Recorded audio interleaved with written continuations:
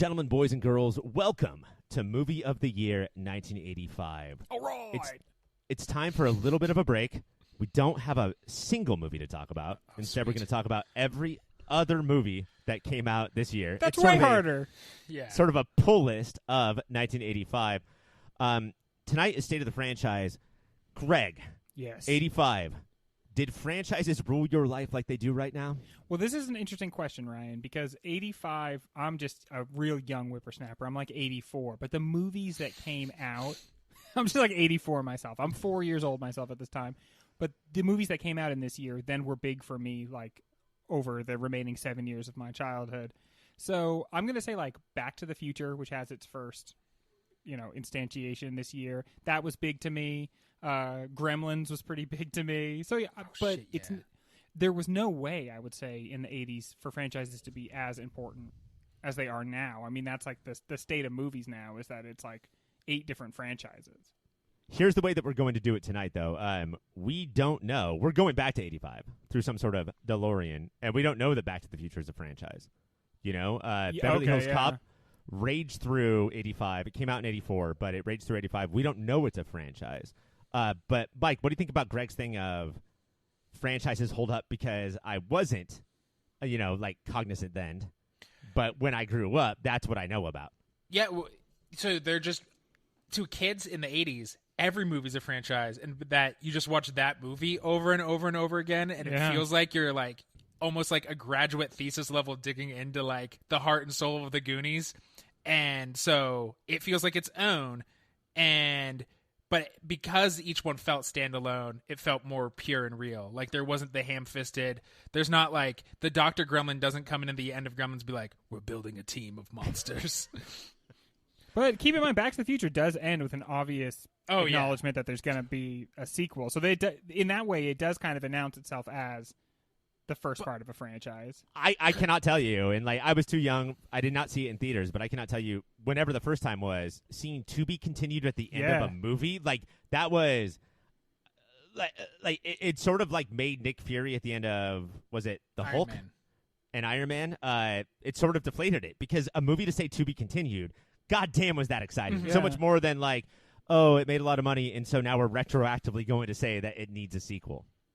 Because even in the 80s, even when movies, like, instead of being franchises, they would just find another property that was similar to it.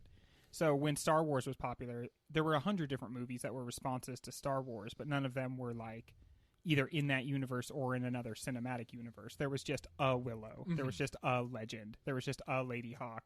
But they kind of, like, did their own thing. More biting off of it than building on it. Yeah, for sure. sure. Don't you think, though, that even back then, though, the fact that there's no Lady Hawk 2 or Willow 2 or Legend 2, doesn't that speak to the fact that they weren't successful? Like, back then, they were still of the mindset of, like, oh, come on, give me more. Honestly, dude, sequels from this time across different types of media, so like video game sequels, Nintendo sequels, the sequels to sci-fi books at this time, the image of a sequel used to be something kind of more radically different than they are now. So it used to be like if you were going to tell a second story, a second version of something, you would find a different take on it, and it would be like a different feeling property. The homogenization of all of this is something that I think is a more modern facet. I think that we wanted different things. It's much more likely to see a script that you love that's Captain America-esque and then just buy it so you can make a new Captain America movie. Yeah, totally. Do you guys think that Back to the Future helped make that be like, oh no, continue, instead of, because they're not different takes on Back to the Future. It's just like, now Marty's here. Mm-hmm. It's just different locations. Yeah, they were different times. That's a really good question. I mean, Back to the Future made an absurd amount of money in this year. It was such a huge hit for almost basically like a sci-fi John Hughes movie. Mm-hmm. And it made literal hundreds of millions of dollars. So I think it's part that, and then also horror. I feel like all of mainstream cinema was like, man, horror keeps cashing in on this shit every 2 years. Mm-hmm. Shouldn't we also be doing that? The other thing, too, that's interesting is that, when I say Winter Soldier as opposed to Civil War. Bucky Barnes. Yeah, you guys can sort of do that, right? You know the difference between movies. But back then, it's interesting because you can't really tell what happened in which movie. I think that was in Freddy 7 or 2, but I don't really know. And I think the only thing that we have like that right now is Fast and the Furious, where I don't. Oh, I we really know. don't- I know. You know, because you have watched them. Wouldn't for Fast and the Furious? Wouldn't you almost just say who the villain was, and that's how you would like figure That it helps out? a lot. Yeah, if you're talking about like a specific card trick, I could do it, but I'm not going to be mad if nobody else does. But if you're trying to say that Deckard Shaw is the same bad guy, ooh, you better know which Shaw brother's the villain of which movie, guys. But I think now that we have this thing where like I want to put my print on this sequel and make it my own. Where back then they were like, don't fucking do that, dude. You don't put your print. I want to Xerox these movies almost like they're episodes of TV shows where we're not supposed to notice the director and the screenwriter. And I think it depends on the property as well. Like especially for these horror movies, I think the idea with these horror movies was very much cut and paste. Although I have to say, like, look at the difference between Friday the 13th and Friday the 13th Part 2. Like, after Part 2, obviously they started copy and pasting, but between 1 and 2, isn't that a huge difference? Different villain, different like strategy, different. So I have no idea. I honestly have no idea what any of those movies, like how they're different. Because it's, as Scream made famous in the first one, it's Jason's mom is the bad guy, and then from then on, it's him as like a weird sort of like come back from the dead zombie monster killer guy. But to have it be somebody's mom was killing folks in that first movie. Yeah, that's different than everything else. Scarier. Yeah, dude, seriously, she killed Kevin Bacon. Do you guys remember who the killer mom was in the Scream franchise? No. Jamie Lee Curtis? No. No? It was Laurie Metcalf. Really? Yeah, she was the one who said, like, you killed my Shaggy, yes. and I'm going to come back and kill everybody else. And it was stupid, but if you got to get someone like that, get Laurie Metcalf, man. She's great. She fucking rolls. Instead of talking about Scream 3, we are going to talk about as many of the franchises of 1985 as we can. You guys are going to let me know if we think it did a good job then, and if we think it could do a good job now. When we come back, the single biggest franchise of 1985. Gentlemen, we're in the middle of 85. We did the finale. We talked about a ton of movies. And yet, if I told you that one single actor owned the top 2 franchises of 1985, can you shout him or her out? Michael Douglas. Incorrect. Michael J. Fox. Incorrect. Harrison Although Family Ties the movie 2, Family Ties the TV show, was one of my favorite movies of the year. Our biggest franchise, making, I would say, like 10 times as much in the box office than the first one. The first one was called First Blood, where it was just a guy from Vietnam walking home and getting hassled by the police. And then he has this speech where he's like, Vietnam was hard, man. This is rough. 3 years later, they say, let's just send him back to a war that doesn't exist. And Rambo First Blood 2. Why not Rambo Second Blood? Made hundreds of millions of dollars because they put away all that speechifying. Day 2 Second Blood. Is war hard? And they were like, let's just put him in war, and they made a straight-up action movie. I don't even have a comp for this. This is one of the weirdest first movie to second movie things I've ever seen. I think Greg gave it to us. It's Friday the 13th to Friday the 13th Part 2. It's one is this definitely is way weirder though. This is the weirdest change yet. And again, it's is another it Alien example. to Aliens? And then at this point, they do the thing where they start copying and pasting from this point forward in the franchise. But the first one is dramatically different than the second one and all the ones that follow. And the idea that you would take something that is thoughtfully about like how have we abandoned these men who did so much for us, and how do we despise them, and what have we left with these soldiers that have come home and have no home and they don't know themselves anymore. And then they're like, yeah, okay, cool, same guy. But then he goes and he puts like a whole bunch of gunpowder in an arrow and he shoots it at a tower. And they're like, yes, that's the best of both worlds.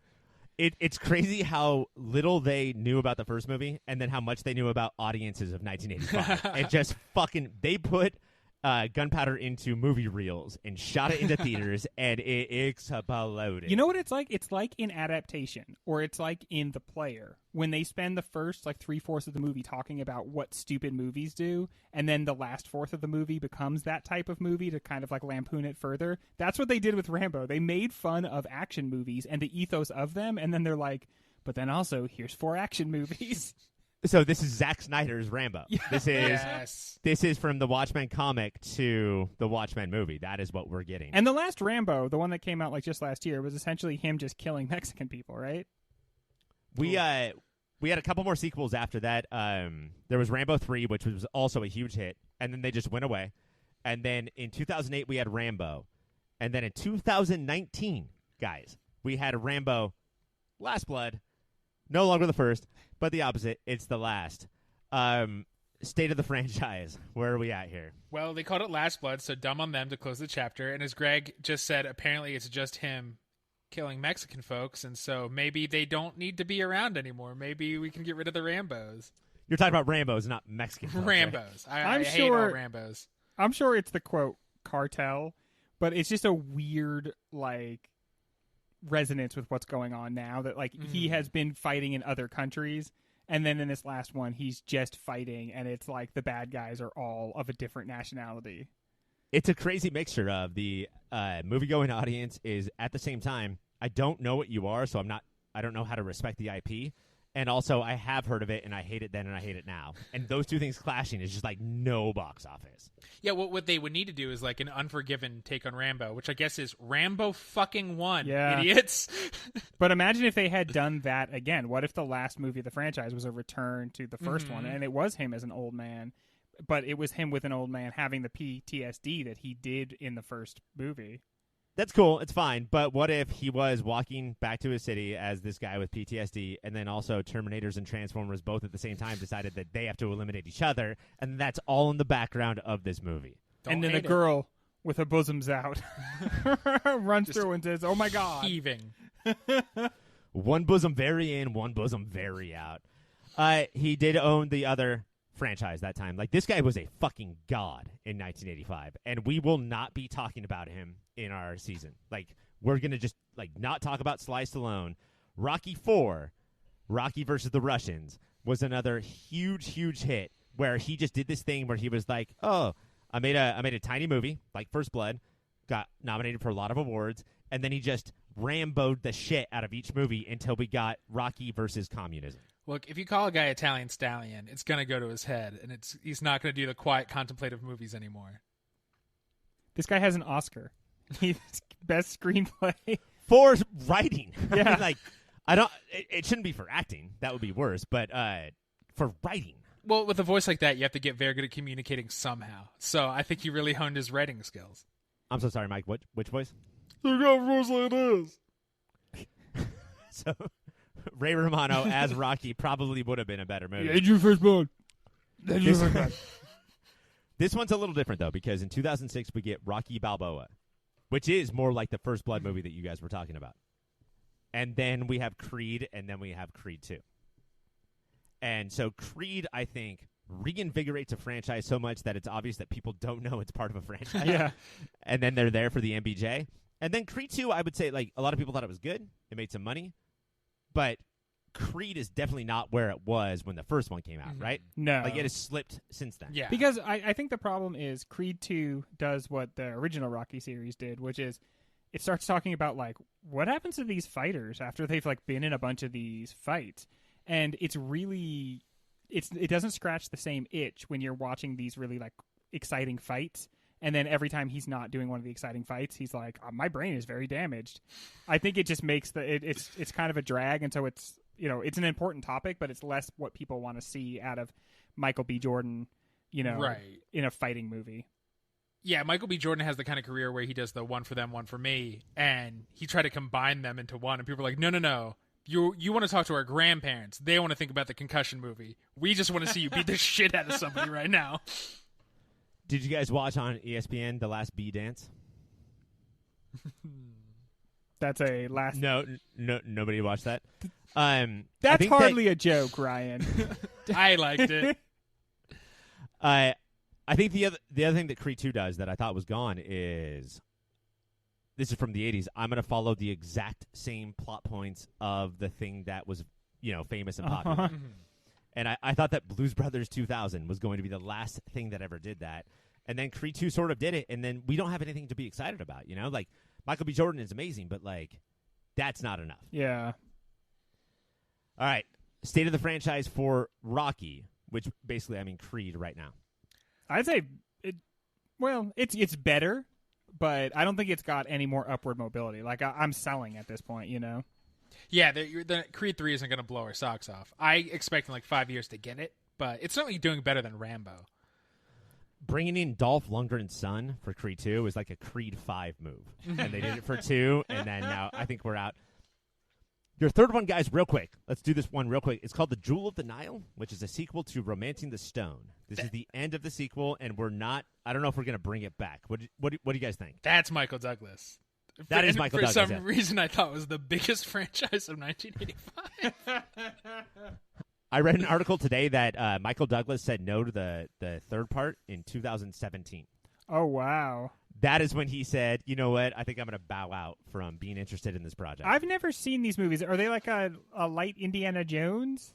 Yes. Okay. Basically, it's like a rom-com indie, which, you know, at least the first two Indiana Jones were rom-com-esque. Yeah. And then, yeah, Catherine Turner, everybody just said, oh, you're a dude now, and then we didn't let her work anymore, and so she can't be in movies because she aged out of this stuff. So I guess we're done. Well, now I want to see the sequel where she's now romancing the Stones and she's leading it, and it's her Unforgiven. I'm going to turn all these franchises into Unforgiven. Mike, do you just want to watch Unforgiven, bud? I'm just itching. Every few years, you got to watch Unforgiven. I'm interested in these movies, but I never saw them myself, but it sounds like an interesting premise. Your next one grossed a total, as a series, of $600 million worldwide. This was the year of the second one. This one, much like every other movie in the series, featured Michael Winslow. It featured David Graff, and it featured George something. He was like the commandant, and this is the second one. This is Police Academy 2, The First Assignment. This is a great example of how in the 80s, in the early 80s, you make a movie for like $3 million, and it makes $100 million. And you have no choice but to make 7 more movies. Yeah, I'm gonna start with you, Greg. How many Police Academy movies have you seen? Ryan, I think you could probably put me down for about 4 Police Academies. The way it works with a lot of 80s sequels is you end up seeing like the sequels way more than you do the original. Like I've seen Gremlins 2 like a trillion times, and I've seen Gremlins 1 like 1 time. So I think I've seen like 2 and 3 a lot. They are definitely very broad 80s comedies, a lot of stuff that would make people feel very uncomfortable right now, and the most gratuitous of all nudity. So gratuitous that even I'm like, I don't know that that's necessary. Yeah, you got to have the scene where there's boobs for no reason. You have to have the scene where like everyone is drinking just before something very important. And then you have to have them all come together because of some speech that is not riveting, but then they finish the day and point to the camera for the next movie. Mike, have you seen any of these? No, I think I've seen Michael Winslow pop up on other things and do sound effects, and I've seen Bobcat Goldthwait exist. So you don't know about like Hightower, Sure, or the low little squat building, the little woman. Tackleberry? Yeah, dude. Are these characters? These are characters, dude. It is like, do you think Brooklyn Nine-Nine would not exist without this movie? Like, why? Why 7? Why? Honestly, who is this for? Is this that's Super a good Troopers? point. That's what it was. It was a humanizing and ingoofaning the police. And Don't need it. They're not humans, so fuck it. Fuck this whole franchise. We're gonna get there later with horror movies, but like it's that same thing. It's just that it's not. It's like episodes of TV in theaters. So you go to the movies and you're like, I don't know what to see. Oh, I've seen 4 of these before. I'll just watch another one. And you don't like it, but you do pay your money for the ticket. Well, back then it was like $3, so whatever. Steve Gutz, right? Steve Guttenberg in this. How about that for like I don't know. Steve Guttenberg said after the second one, no more. And they were like, we're still going to make 5 more, bud. Like, I don't care about being below the Gutenberg line. Did he ever come back? Did he come back in like 8? And it was a big deal? The only thing I think he's come back for is 1 episode of Party Down, which is a very good episode. Man, if I were in charge of casting for anything, I'd be like, get Steve Guttenberg on the phone. Call Albert Brooks right away. State of the franchise? Does 2020 need, or 2021 need a Police Academy movie? Reboot. It doesn't need it, but that won't stop Zac Efron in 2 years. This is what he does now. He makes some funny stuff, and then he just reboots old shit that doesn't need to be rebooted. Let's think about the police and their standing in the real media. And do you think the new reboot has anything to do with that stuff? You know what's they weird? try. Brooklyn Nine-Nine decided it was going to like start like saying something, And then it did that for like 4 episodes, and they were 4 very powerful episodes. And since then, it's kind of like been like, no, we don't want to anymore. It got hard. Jake Peralta in a high chair being like, this is boring. I hate Wario.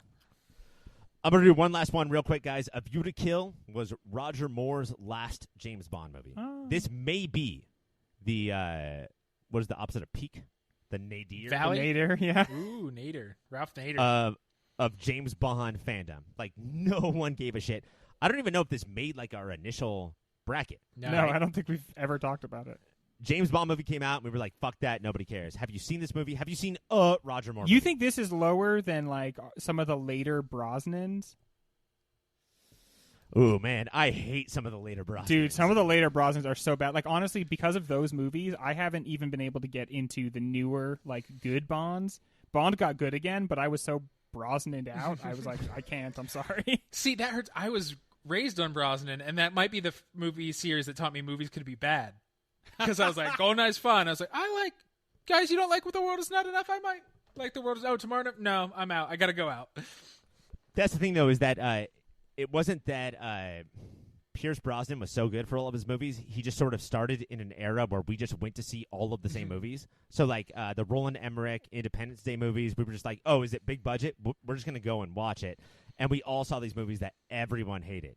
Whereas back then, in 85, we were, like, it would come out and make $10 million, this James Bond movie. I do have to say, at least for, like, where the franchise is currently, like, in 2020, I'm excited because this next Bond movie seems like there's going to be, like, the handing off of the mantle, not of just, like, who plays the character, but of, like, what the character is. And that, right. I am falling for that. I'm like, for someone who doesn't care about the franchise, I'm like, man, I should probably go see this movie. Well, just by changing who the protagonist could be, like, yeah, let's have a new take on action movies. Let's say something, do something. There's so many action franchises, and, like, Fast and Furious is a cartoon. Mission Impossible is just, like, steadily trucking along, like, balance beaming. And Bond and Bourne were like, we're going to be real and gritty and violent. Yeah. But none of them And are. how did they do that, Mike? How did both of them do that? Shaky cams? Nope. Both franchises cast Jeremy Renner as the next generation of people. I hate that guy so much. Listen to his album, bud. Oh, I have too many times. Mike, you're going to be watching this new James Bond, and it's going to be James Bond and this, like, very capable, like, awesome actress, young black woman, and then Jeremy Renner's going to be in the background one time, and you're going to freak out. And people, they won't know I'm freaking out. They just think I'm a terrible racist. Yeah, probably. All right, guys, we're going to take a break. Where do we rank these right now? Which one are you buying? You guys have to buy one stock. We have Rambo, Rocky, Jewel of the Nile, Romancing the Stone, Police Academy, and James Bond. Bond, for sure, dude. I'm buying Bonds, Ryan. I'm going to buy Jewel of the Nile. I think it's going to get rebooted, and it's going to be great. All right. That's how the stocks were bought. We're going to do another round of stock buying in just 1 second. So, Mike, you have Romancing the Stone / Jewel of the Nile. Yeah, baby. You have this Indiana Jones rom-com that was really riding on the fact that Michael Douglas, Catherine Turner, and Danny DeVito was in it. Which is Greg, that's a pretty good, like, bet, right? I think you could bet on those 3 personalities at this time. You have all of the types of people. And Greg, you bought Bond. Yeah. We're going to go in the back half. We're going to do this a little quicker. Our next one is National Lampoon's Blank Vacation. This is the year that we got European. Before this, we got just period vacation. That's Wally World. And then after this, 4 years after this, we get Christmas. And then we get Vegas. And that's the one that nobody wanted. And then in 2015, and you'll notice that all of these things have a new movie in, like, the later 2000s. We get Ed Helms as Chevy Chase's son in Vacation. Guys, European Vacation, how did we feel? This is like a skit show where they clearly got all the writers together and they were like, stuff about Europe. So someone was like, traffic circles, they're difficult. Another one was like, sometimes in the shows, the stage shows, there'll be naked ladies. And they're like, all right, that's another thing. And it's just the family moving around through, basically like walking through these different skits about European life. Yep, my version of that is Eurotrip, and I'll take Eurotrip. I have fucking no relationship with these vacation movies. I once said one time, and I got screamed at that Christmas is better than just Vacation. Is You that guys very think that's controversial? Yeah, isn't that standard? I thought it was standard. The original Vacation, and this is why, like, it's not about, like, let's continue this. It's just about Chevy Chase was in it. The original Vacation had him scream one time at his family about how broken he was as a father. And then Christmas, I thought, was just a really good movie, heartwarming and blah, blah.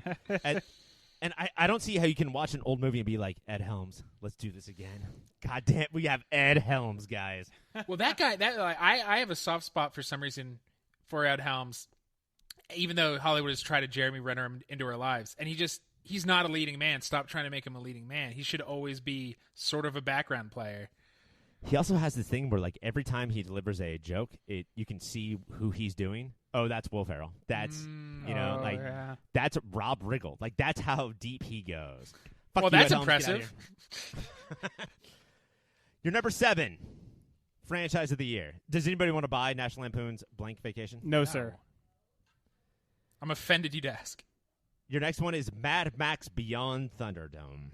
And despite the fact that they do go beyond Thunderdome and never actually go into the Thunderdome. Such a tease.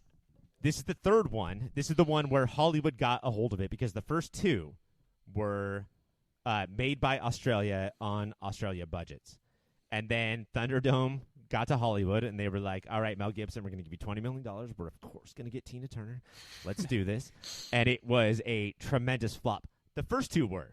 But, like, in that cool cult way. Yeah. And this was, like, in the whole, this is a stupid movie way. Yeah, looking at these movies, they don't really need much of, like, the Hollywood gloss. Mm-mm. They need that small, real, like, individual feel. Especially so movies that take place in the future normally need a lot of money. But it's supposed to be a trash world, and money just shows that it's money. And you want it to look real dirty and grimy, and real Hollywood doesn't know how to do that, so you need him. That Thunderdome was sparkling. yeah. So it's just some person walking around with, like, a trash can on the arm, and that is the cleanest, most, like, high-cost trash can lid I've ever seen in my entire life. Lick that trash can. And then we went away for 20 years. And then George Miller was like, you know what? Why don't I get that back real quick? I'll do it. I'm 81 years old. And then he made Mad Max Fury Road. The best movie of the decade. And it still has all the original weird picadillos of the first movies. Like there's just a weirdness that goes through everything. The frame rate is unusual in a lot of different points. He'll move the camera forward, like he'll move the camera ahead super fast, and it will be like the lowest budget movie that you've ever seen. And everyone around him in suits is like, "Man, we can make that look good." And he's like, "Fuck you, I love it this way." And then we have heard that there will be a new movie coming out soon called Furiosa. It's a prequel to Fury Road. He wanted to cast Charlize Theron in the role, and then he watched The Irishman, and he was like, "You know what? We're not there yet. I am going to recast the movie." Oh my gosh! Don't de-age. Just have it. She is ageless. That is true. Like if you got Charlize, you got Charlize. But he was all about just like using all the CGI that's around, and then he saw that movie. He's like, "Fuck that! We are recasting it." And right now, it's supposed to be Anna Taylor-Joy.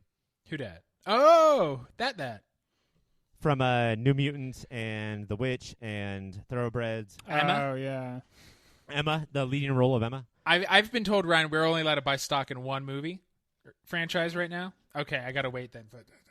Yeah, and I don't want to buy stock in it either. I have a bad feeling about this prequel. I think he managed to catch lightning in a bottle with the 2010 movie, but he is kind of abandoning the spirit of that movie to like cast aside his leading lady, who, by the way, her face is like generally covered in grime and like paint anyway.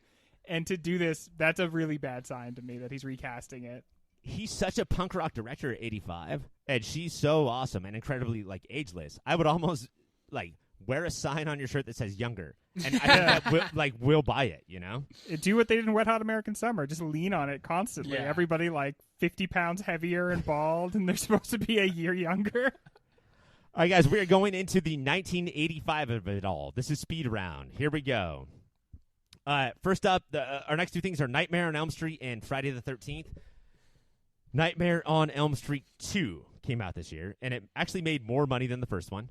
It was remade in 2010 with Haley Joel Osment. No, Yeah, what was Rorschach. Rorschach's name? Haley Joe Turner? Joel Haley Earlman. Joe Haley Earlman. And then Friday the 13th, I want to say 5. It was just called A New Beginning, which was remade in 2009. And I'm picking up on a pattern of, like, right around the turn of the decade, everybody was like, RoboCop, Total Recall, Point Break. It was just like, let's just put out, like, these blasé versions of shit that, like, got famous, and we're not going to understand why. Let's just do it. These have already been done.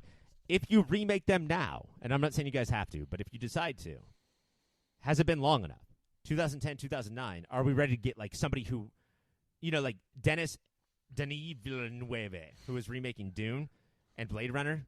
Could he do these things, or are you just like, you know what, hands off, fuck this shit? Hey, what's there to be said about Freddy and Jason that has not been said? We already had them fight each other. Like, what could you do? Just create a new slasher. I'll tell you what he's really good at, specifically him, Ryan. What he's really good at is making an extremely atmospheric movie, and I think that there is a chance that Friday the 13th, like, taking the dreams and not making them cheesy and weird, but making them atmospheric and, like, giving, like, a lot of time and almost making, like, a Kurosawa Dreams, but with a more horror bent. I think he could make that movie, like, very, very scary and very, like, evocative. So learn a little bit from It and It Part 2, but not a lot. Like, hold back from there. But with that, like, Freddy's whole thing in the Nightmare series is to be, like, larfy, like to quip. So if you're suddenly atmospheric, aren't you gutting what makes Freddy Freddy? So what's the point? That's true. I guess I haven't really seen those movies, but now that I think about it, he is always, like, doing one-liners, right? Like, sorry to get you all steamed up. But, I mean, Mike, to your initial question of what's the point, I would say Alan Moore wrote Watchmen, and then Zack Snyder perfected it. What's the point, Damon Lindelof? You have nothing more to say on that property? So really elevate, but, like, that is... Alan Moore was saying a thing or two. I don't know if the original Nightmare, original Friday the 13th had that much to say. I feel like a remake of Carrie would do much more, and not the bad one that just came out recently. That's weird. I think that... I disagree. But we'll move on. So Nightmare on the Elm Street 2 and Friday the 13th, I think 5 are both out there. Before we get to the final two, I want to talk to you guys about Porky's Revenge. Oh, God. Which is Porky's 3. 1980, 1981, a movie called Porky's came out, which was like a John Hughes teen comedy, except for the high school kids would, like, drill holes into the girls' shower room and then just peep on them. And it could be, and I'm including all of Hollywood from 1901 to 1980, be the most misogynistic movie of all time. It made hundreds of millions of dollars, so much so that they got to a 2 and a 3. 3 came out this year. Do either of you guys want to talk on the state of the franchise as far as Porky's go? It's bad. They shouldn't remake it. Again, I'm sure they will. Zac Efron will star. Porky's, I've only seen the first, is bananas. It is the whole drilling, and then, so that's bad enough, and then a gym teacher grabs the dick and just holds onto it, and that's the joke, is that she's just ripping this kid's dick off.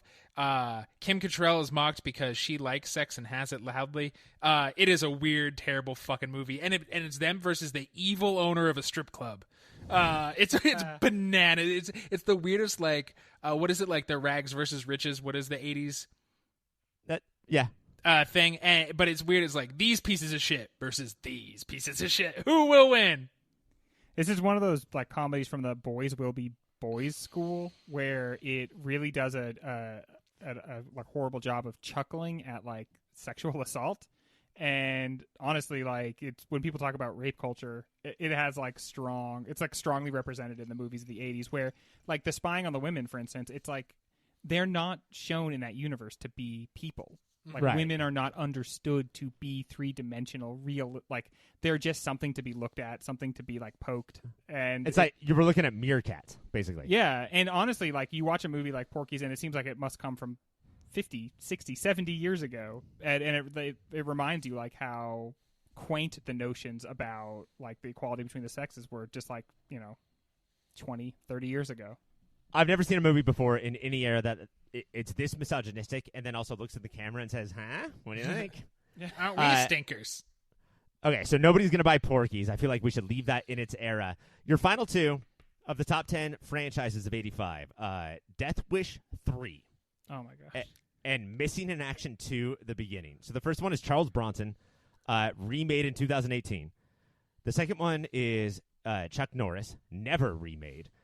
There was a third Missing in Action, and there was 2 or 3 more Death Wishes before the remake. And I just, real quick, I want to ask you guys, have you ever seen any of these movies? Or is it just, I saw my dad watch some of these movies, that's it? It's like you remember seeing the VHS covers. Like you'd be in the action section, as young men are wont to do, looking around, and you would never consider the movies because the covers look so stupid, but you would just see them, and you're like, if things ever get desperate.